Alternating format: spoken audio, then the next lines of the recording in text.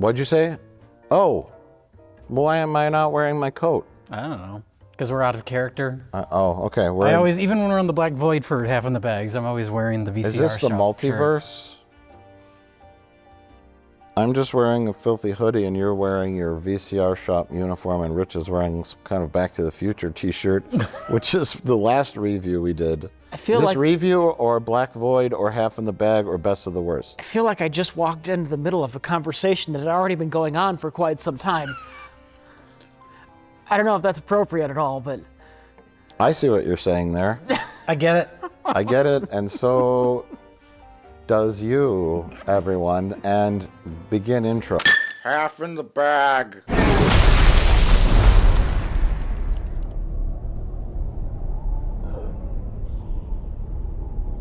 Superman 2025 is the movie at the center of the most embarrassing online civil war since the last pop culture thing everyone was arguing about. Do you even remember what everyone was bickering about last week? I don't. You'll believe a man can fly. And you'll also believe that terminally online man babies can interpret a stupid comic book movie in so many different ways that your head will spin. Hey, isn't it great that summer blockbuster movies are now just political Rorschach tests? I want to die. I was not aware of any of this. No? No. You're aware of some of the people. Well, I mean, there's the Snyder Bros versus Gunn. Well, that was the fans, initial thing. Was like with all the teaser stuff that came out, clips and whatnot. The Snyder Bros were mad because of the way that Superman's eyes were when he was flying, like which way he was looking. They were going like frame by frame in the trailer. And then he rescued that old Asian lady, and they said her body would have exploded from the force of him grabbing her. And comic book movies should be serious business. And then I saw that. Was it Sean Gunn was like, we love our immigrants. It's the ultimate immigrant story. Immigrants are the best, and blah blah blah blah. And then everyone ran with that because that's the thing now. That's the talking point. But overall, it's a Superman movie by James Gunn. Ellipses. We'll get back into that mess in a few minutes, but I'm very curious of the initial reaction of one Rich Evans, maybe the only man in this room who cares at all about Superman. I don't know. I'm gonna say at all. In this room, yes. In this room, yes. In the world, there's plenty of people who care about Superman far more than I do. I like Superman. Yeah. It's fun. No, okay, so someone said this movie is more closer to my Happy Times with Superman book, and there's... Okay, that's the problem. That's the problem. There's 25 different versions. Superman has been around almost 100 goddamn years. I think it's 90 odd years now. And the character has been reinterpreted so many fucking times. Just about anything you could do with the character is a valid take on the character that is similar to something somebody else has done before. I see elements of like goofy Silver Age stuff, and yet I also see a lot of like 80s influences in here. It's a pastiche of Superman interpretations in this movie. Yeah, even a little bit of the Zack Snyder stuff. With the kind of like, what I think is the clunkiest aspect of the movie is trying to bring in somewhat real world global issues that are happening. The conflicts between Glubistan and Porkinsville or whatever the fuck. Fictional countries that are feuding. And when the IDF is invading Palestine and they're throwing rocks and bottles at the clearly outmatched military force, you can draw a real world comparison. I'm okay with the fictional countries, but that particular little conflict was such a minor plot element. That's why it was weird that it wasn't in really there important. The big central scene early on. Or are we just looking at it through that lens because of what's happening now? If this movie was made, obviously that conflict's been going on forever, but right now obviously it's much bigger and in the spotlight. What was that, Sarkovia or whatever in the whatever that thing was, and the Marvel Avengers movies, Avengers, and so it's like at that time, could you have interpreted that as something, and in 50 years from now, will you look back and go, oh, that was that, or who cares? I think it's because it's such a hot button issue right now. So is ICE raids. Sure, but it's It's such a prominent thing right now that the scene with Lois Lane interviewing Superman in her little apartment, where they're kind of going into all that. And it's kind of what the Zack Snyder movies were trying to deal with, which is like real world, cynical real world. If Superman existed, there would be so many people that would just be dead set against him. It wouldn't be like happy-go-lucky Silver Age Superman stuff. So even introducing that into this movie, and that scene in particular, where it's like the movie is not equipped to really address that, why bring it up at all? I thought that was like the clunkiest, weirdest scene in the movie, where they're trying to delve into sort of like the real world issues that the rest of the movie doesn't seem concerned with. I don't think it was so much trying to delve into real world issues. It was trying to put a spotlight on Superman's innocence and just goal of saving lives. He saves a squirrel in the movie. And so it painted him as a little like childlike and naive in that element where he doesn't understand like global geopolitical conflicts. He's it's just like, simple to him. I have to save lives. Yes, and that's this Superman I think was, since Christopher Reeve, my favorite. He's still my favorite. Christopher Reeve is the best, and he had shades of Christopher Reeve. His performance, and his delivery, and the charm, and just sort of like the presence. I don't remember the Brandon Routh. Brandon Routh. Can't remember his name. I remember him being sort of generic-y, and then of course he was basically trying to do a Christopher Reeve impression. That whole movie was trying to be I barely the remember Richard Donner it. Superman. And then the Zack Snyder guy was a little more like tortured, Henry Cavill, messianic. I don't know what was going on very there. Very buff, shirtless, and more often. Mad. This is more happy-go-lucky, boyish. They're trying to be relatable. This is relatable Clark Kent Superman. What is this movie about? Is there a clear theme or focus, or is it kind of a little bit all over the place? The central through line or arc with Superman is that he is kind of boyish, childish. It's a coming of age story. He finds himself wrapped in this whole thing, and by the end he gains his like confidence and he grows up towards the end. It comes home. That's the way I saw it, because that scene is embarrassing for Superman when Lois Lane's grilling him. Oh yeah. And then he kind of finds his stride and becomes more confident towards the end, and that's all I saw really. Figuring out who he is based on how he was raised, and that's clearly demonstrated with the parent voice recording or hologram or whatever. I was going to ask you.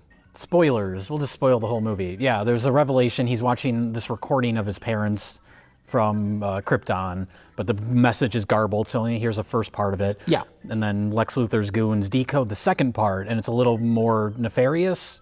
Is that related to anything in any Superman comic? Or is that like a movie invention? As far as it being like a major revelation, no, but that's kind of like shades of like the 80s origin of Superman, where the parents did expect, well, we'll send him to this primitive planet, but he'll become their ruler and their king. And 80s comic book Superman. 80s comic book Superman. Oh, okay. Yeah. I was wondering if that came from anything or if that's something people will pick up on and be angry about because it's some new, different thing. I've seen his name in print 1,000 times. John Byrne or Bryan, or I think it's Byrne, but it's his version of Superman, famously 85 Man of Steel miniseries, redid Superman's origin. Okay. He's also the same author that scrubs Superman of his immigrant status. It was very important to him that Superman was an American. And so in his continuity, the ship that crash lands, Superman isn't technically born until the pod opens. His birthright citizenship? His birthright citizenship, yes. This is why I don't understand how anyone could get mad at different interpretations. I mean, I know we made fun of the Zack Snyder Man of Steel movie, but that was because of the movie. Like, it could have been done well. You could have done a dark, gritty, serious, like, real-world version of Superman, but the last hour of that movie is just people punching through buildings, and it's obnoxious. But yeah, there's so many different versions of Superman. I can't imagine, like, oh, this isn't the real Superman. It's a blend of the happy it was a 1978 movie where everyone loves Superman, and the what would happen if a metahuman existed in today's real world. It's sort of like a blend of that, and I don't know if they blend well, And the whole world turning on Superman because that video got posted, and That all happened so it happened very fast. fast. It was very comical, and Is that when you leaned over to me? At one point, you leaned over to me and you're like, "This is the worst thing." no, I said this is really bad. The first half is bad, but then it kind of saves it at the end. I'll get into that, but yeah, it was just like that, and that the I don't know what's that country. The leader of that country, Bologna Stan. Bologna Stan. He's way off the cartoon-meter, and it's like, some of the uneven choices, but with everybody hating Superman, and that feels more like a Spider-Man thing, like Yeah. I'm just like, is he friend or foe? No, Superman is everyone's friend. He's Superman. That's why it's so hard to make modern Superman, because he's not terribly interesting. But that's what works about this particular movie, is that this Superman is like a large boy. He even has a happy dog. Yes. He's not Snyder Superman. And if that's the point of your story, is that this like happy boy who's saving squirrels, and then I like when the Green Lantern and friends show up, Hawk Girl and the Mr. Fantastic, or what's his name? I have never heard of Mr. Terrific before. Mr. Terrific. I'm assuming he's a DC character. I would have to assume, but I don't think I've ever heard of him. James Gunn probably knows. He loves the what obscure he's doing. characters. Yeah, he likes obscure characters like Polka Dot Man. And, see, I think that's where James Gunn excels, is the like tongue-in-cheek cartoonish. I want to give him all of the obscure characters. Yeah, we talked about that when we reviewed Suicide Squad. He should stick to that. He shouldn't make a Superman movie. And it's very clear in this that that's the stuff he is more interested in. Yeah. There's a large portion of the second half of this movie where Superman's imprisoned, and we're focusing more on the Justice Gang, that's what they call themselves, right? And it's just like, typical James Gunn banter, characters that are kind of assholes. Like, he clearly, his strength is writing those, more so than writing Superman. Right. You can do silly stuff as long as it's not Superman doing it. He has a couple of lines, like, I think Snyder Bros were mad that one line when he goes, "I'm doing important stuff here," because what's his name, the fixer, Mr. Terrific. Mr. Terrific. The Fixer? Mr. Terrific peeks down into the cavern and he's like, "What are you doing? Quit wasting time." Yeah. "I'm doing important stuff here." And, "Superman would never say that." Like, I don't know. Hashtag not my Superman. It's just a nice little line. It's fine. Like, Superman didn't do anything too goofy. No. But yeah, if you isolate him from everything else and make him a kind of naive, charming man who just wants to do good because that's what he got from his parents' message. He's a farm boy. He's a farm boy, and that, I think, that worked the best. The best part of the movie that worked for me was Superman. Everything else was and Lois Lane. Lois Lane had something to do, unlike Amy Adams, who had nothing to do. Yeah. Problem is, one of my problems with this movie is it really does feel like we just jump in. I feel like I was pushed into the pool when this movie starts, and like, I don't feel like there was enough of a setup with their relationship. Didn't they do that with Superman Returns? Superman Returns is the Bryan Superman Singer. Returns is meant to be a sequel, though, to the Donner movies. Yeah. So you skirted around the origin story again in that one. Everybody knows Superman's origin story. Yeah, and then there's a little like cute moment at the Daily Planet where they're sort of pretending she doesn't know who Superman is. "You get an interview with Superman?" A little bit with them at home before going to work, I think, would have helped. Like, establishing the relationship a bit more. You're more upset about the Lois Lane Superman setup not being established, or the whole even him getting involved in like the war thing. Like, that seems like something you don't even see the moment where he has to make a decision. Like, no, I need to get involved to stop this war. It's already happened. It's at some point in the past before the movie is started. So more of that stuff. Everything. I'm not talking about his origin story. Okay. The setup of the events of the movie. The setup of the events of the movie feel like we didn't get the setups to the events of the movie. Tell me about Superman. He's Superman. I want to tell you about Guy Gardner. Who's that? That's the Green Lantern. Nathan Fillion. Oh. Wasn't it when Ryan Reynolds played the Green Lantern? Wasn't it something else? Hal Jordan. Hal Jordan. There's space cops. I know there's a lot of them. There's thousands of Lantern characters, but for some reason Earth is 3 of them. And Guy Gardner is one of them? Hal Jordan, Jon Stewart, and Guy Gardner, who is an asshole. And he's played perfectly. Oh, great. Okay. That's why James Gunn put him in the movie. Yes. I have to write an asshole character. I can't just write Superman. I think at some point he got brain damage to make him more of an asshole. But the character is famously a stupid, arrogant asshole. Okay. I thought, like, the Green Lantern Society picked, like, the best and brightest and most honorable. I think that's where the brain damage came in. Okay. So I was like, why would they select him as one of their intergalactic space cops if... I think technically speaking, it's the ring is attracted to whoever has the greatest willpower near it. Oh, okay. And then at the end they had Supergirl. Yeah, they set up Supergirl. I don't like Supergirl as a drunk party girl. No, that felt the most like, because I was wondering like how much of like James Gunn's style is going to be in this. And Superman is Superman. Everyone's kind of who they're supposed to be, but that was off-putting. Yes. Having her come, it felt like a different movie. Yes. Altogether. I want to die. I remember you telling me about the two guys that made Superman. Yeah. And like what he represents, because I think Superman, in my opinion, is such a generic character. You could kind of assign almost any ideal or motivation or whatever behind him. Once again, 100-year-old character that's been reinterpreted hundreds of times. Because all I did was go on Wikipedia and read some things. Yeah. And I have a whole different concept. I didn't go and post a meme without You didn't ask Grok? So the history of Superman and the whole nonsensical argument. Famously created by two Jewish guys, despite what Zack Snyder would have you think. He's not a Jesus allegory. He's a fucking Moses allegory. Correct. And I learned this baby sent down the river, raised in an alien culture. I discovered all this in about 30 seconds on Wikipedia. Okay, Superman, 1930s, Great Depression, crime, gangsters, crooked businessmen, politicians, blah, blah, blah. But created by Siegel and Schuster, two Jews who were non-practicing Jews. One was from Toronto and one was from Cleveland. So that's where you get a lot of the Jewish origin. Kal-El, the name translates in Hebrew to Quol-El, Q-U-O-L-E-L, and El is God. So it literally translates to voice of God. So 1940s, World War II, Superman was trying to get you to buy war bonds, being patriotic. I'm assuming the World War II one is the era where they introduced the tagline of truth, justice, and the American way. I know that's not original Superman. It might be in the 40s or the war, 1950s, post-World War II, there's the existential threat of nuclear bombs, the beginning of the Cold War.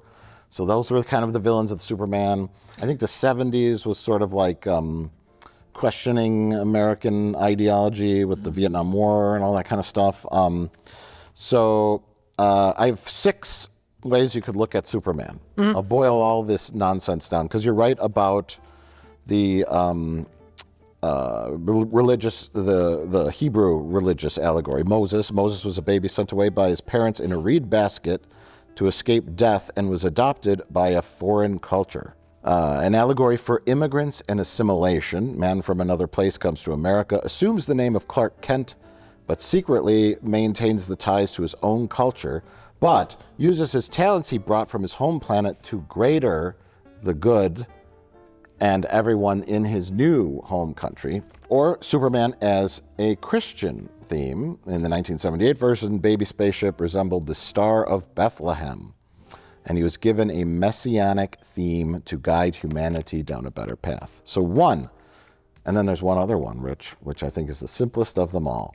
1, Superman, generic symbol of national identity based on current times. 2, Superman is just basic wish fulfillment for young boys that read comic books. Yeah. Boy, I wish I was something stronger and better and had a secret identity. Yeah. Yes. the power fantasy. Yeah. Superman is an allegory for immigration / illegal or undocumented immigration. 4, Superman is a Jew. 5, Superman is Jesus Christ. Oh, and then Superman is so generic you can look at it multiple ways, whichever suits your political or religious narrative, because Superman is a alien, a god, a person with extraordinary talents, and that's just looking at Western religions. I'm sure you could pull something out of Eastern religions, Buddhism, whatever, and find some kind of connection. Ancient Greeks, ancient Romans, gods, right? Yeah. But Superman is technically supposed to be Hercules, because Hercules had the 7 challenges. That Superman did those 7 challenges. And All-Star Superman, comic book. A dying Superman, he has to do like the 7 things before he dies. Sure. Okay. Yeah. Sure. It's like mythology, religion, everything boiled down into the most generic character. Literally, any kind of current topic, you could probably find some way to work it into that. Mm-hmm. Because he's a guy who can do everything that we all struggle to accomplish ourselves. But he's really an allegory for illegal immigration. It's basic wish fulfillment. Everyone likes dun, dun, dun, dun, dun. Everyone wants to be able to do that. That's what got you excited as Superman watching it as a kid. Yeah. Which is why with this Superman, he was as pure as Christopher Reeve's Superman. So, like you said, Jay, throwing in the geopolitical world conflicts and the complexity of that in the modern age. If you're going to include something that complicated in a movie like this, you have to be ready to actually deal with it in a way this movie is not dealing with it. Because in real life, Superman is not going to show up to stop the bombs from raining down on people. Exactly, yeah. And it's kind of naive way of looking at it almost. Yeah. Which would be fine if the whole movie had that. And most of the movie, to be fair, most of the movie does have that kind of naive quality to it. Super corny. But then by including that aspect, but it keeps popping up throughout the movie. It's not like it's just like one scene or something where he stops a war.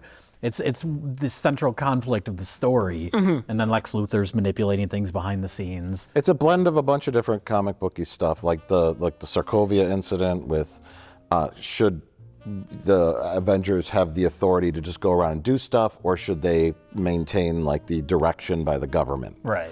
The X-Men, they're mutants, but they need to be registered and cataloged and restricted by the government, or should they be allowed to reign free? This is this kind of comic book themes. I've never really got any of that from Superman. Superman saves Lois Lane so she doesn't fall off the Niagara Falls. Superman was the prototype superhero. When Superman came out, that was the new idea. It didn't need all of that seasoning to how do we make this superhero new and interesting? Well, they're discriminated, and he's Spider-Man, and he's got a human phalanx. No, it's just the idea was he's got superpowers. But when you add 100 years of human history dumped on top of this iconic, simple character, is it a bit of an oil and water mixture? I don't know. What do you think? Can it work? I think this movie works well enough. Yeah, I think so. All the stuff at the Daily Planet is good. All the ingredients are there. It's just that creeping in of real world stuff, and not say that movies should all be escapism. You can include real world stuff. But the way this movie handles it, to me, came across clunky and kind of juvenile in a way that felt at odds with the intentionally kind of corny tone of the rest of the movie. It's something that does come up in the comic books from time to time. If a character like Superman existed, well, why doesn't Superman solve world hunger? Oh, sure. And it's something that does get addressed in the comic books every now and then, and it never really has a satisfactory answer. Yeah. Because you can't solve these problems. Because you can't solve it. That's kind of the issue with this movie. But as far as the rest of the tone, it's probably the closest to the Sam Raimi Spider-Mans. As far as unabashedly corny. Are you in or are you out? It's you who's out, Gobby. Out of your mind. I like Superman being written as a very human, just corny farm boy. It's okay for Superman to be corny. Yeah. Oh, sure. When Superman is too powerful to be written as edgy because he just comes off as scary. I mean, that's the thing. That's the heart of this discussion, is that you have 100 years of comic book history, And like you said, Superman started off as just a guy with superpowers. Isn't that amazing? Yeah. Yes, it's Superman, strange visitor from another planet who came to Earth with powers and abilities far beyond those of mortal men. He could leap tall buildings in a single bound. He could pick up a car, save you. Then it's well, what do we do now? We've got to have 17 million more issues. Well, let's bring in this. Let's bring in. What was it? The giant ape that shot kryptonite out of his eyes. Right? Titano, I think. Yeah. Yeah. Apes are popular.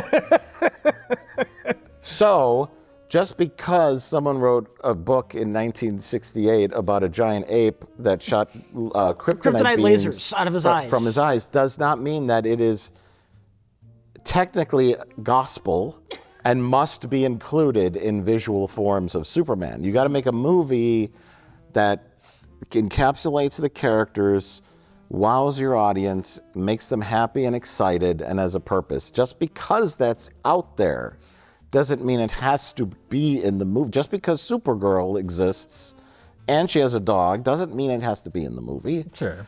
I think James Gunn may be too much of a comic book guy to be making these movies. I mean, that may be a hot take. I don't know. But when you're like, well, someone that just wants to include so many ideas, which is this movie's on the verge of being overstuffed. He talks like his brain is made of 80% cocaine. Shazam has always been off kind of in his own part of the DCU. That moves directly into The Flash, then to move into Blue Beetle, and then into an 8 to 10 year plan. First chapter. Now this, what I'm about to tell you, is a part of the first chapter. Next up is the big one, the true beginning of which leads directly into our next few projects, which I'm going to tell you about now. If you overstuff them with insanity, you might lose the heart. And the heart to me was Superman was a good-hearted guy who got caught up in all this stuff. His parents betrayed him, unbeknownst to him. And at the end, he realized the ray of sunshine in his life was his real parents, who were honest, good people. And I love that ending when they show him watching the footage of his real parents instead of the hologram. And it was a wow, I'm at the end moment, because I had that great song going, and I was like happy, and I'm like, that's Superman. what James Gunn excels at, is those kind of emotional moments. Yeah. In the world that's kind of goofy and weird. Yeah, and you know, you might not like the darker, like, political nations invading each other, kind of real-worldy stuff. But I just didn't think it mixed with the rest of the movie. It was a little small. I thought some of what Lex Luthor opening up wormholes and creating micro-universes with space prisons got a little bit too far into the, I can't believe this is happening, this kind of outwardly. Are you saying it's a little bit too supervillainy?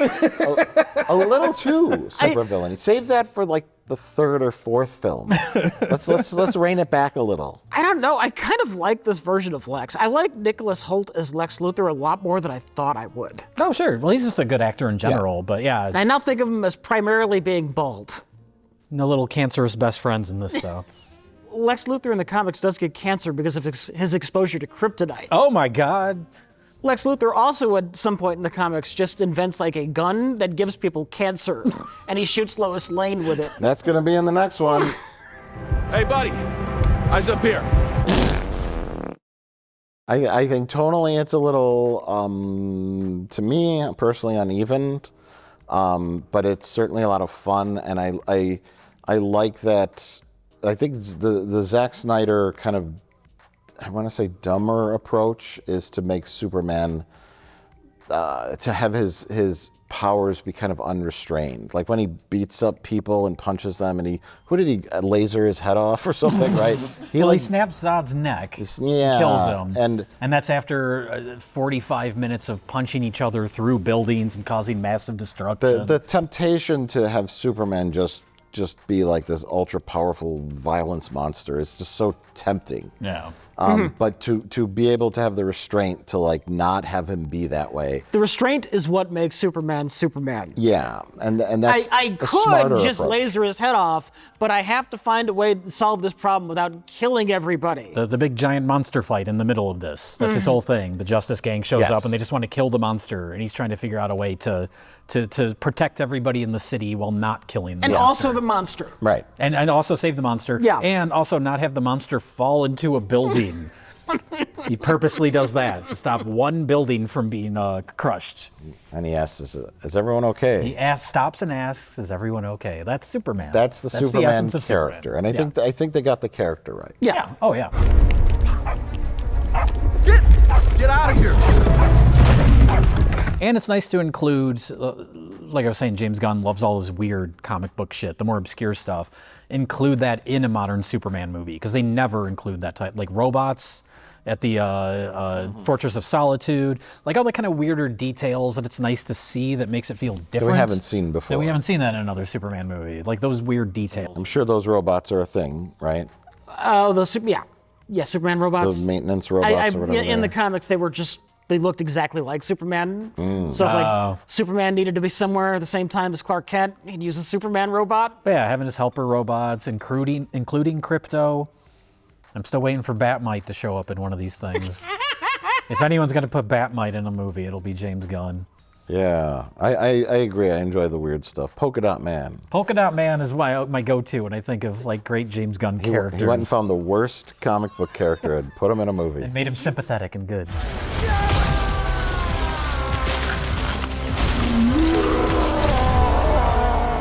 I'm less interested in seeing a sequel to this than I am in a Justice Gang movie. Sure. See, Where he can take those characters who to the general public are obscure characters and just get wacky. you got to watch the Suicide Suicide Squad, Squad. yeah. Yes. Yeah. Yes. I liked that. I liked the Suicide Squad more than I liked the Superman movie. But that could just be personal taste because I don't really care about Superman. You like the underdogs. Underdogs, vulgar humor, excessive violence. And obviously you can't do excessive violence in a Superman movie. But the irony is that he got Superman right. Sure. Yeah. And Snyder and the other guy, the unmentionable guy, didn't get it right for me. This felt more right. And I'm not a Superman expert by any means, but I think Superman needs to be pure, innocent, boyish, Boy Scout. He's best when done that way, and especially now because there've been so many versions of Superman who are evil. You got the boys, you got sure. Invincible. Yeah. What if Superman were evil? Yeah, that's been done to death. We need to go back. We need to go back to farm boy, kind-hearted Superman. So all the James Gunn wackiness and eccentricities, strange characters, bizarro plot lines, music, blah, blah, blah, all the things that he excels at were in there, but Superman worked for me. Superman himself is not derailed with juvenile humor or something stupid. Yes. He's unscathed by the James Gunn smut. Because James Gunn understands comic book characters. Because he knows he can't. Yeah, he knows he shouldn't- couldn't do that with he shouldn't Superman. mess with that. But Yeah. yeah. I think we're all on the same page, essentially. Yeah, pretty much.